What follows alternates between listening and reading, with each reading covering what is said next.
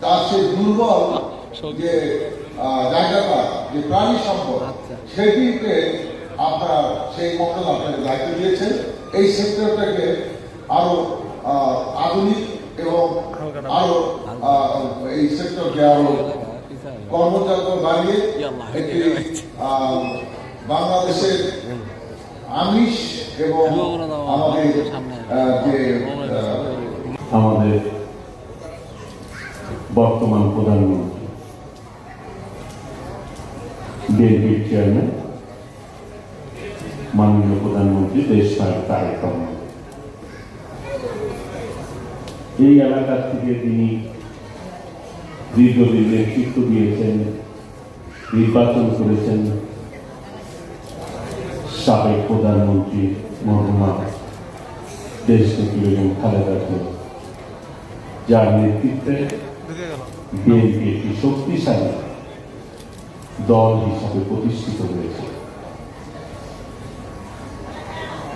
শহীদ রাষ্ট্রপতি জিয়াউর রহমান কিন্তু খামারদেরকে স্বাবলম্বী করার জন্য কাজ করেছে এবং প্রান্তিক জনগোষ্ঠী তাতে স্বাবলম্বী হয়,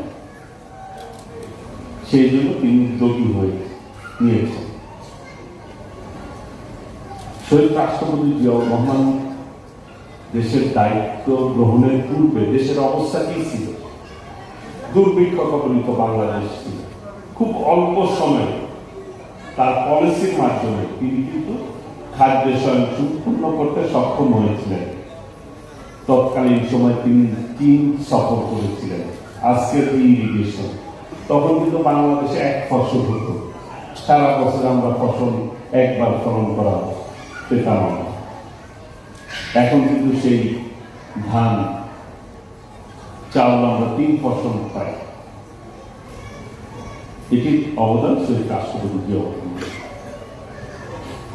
দেশনেত্রী বেগম খালেদা জিয়া,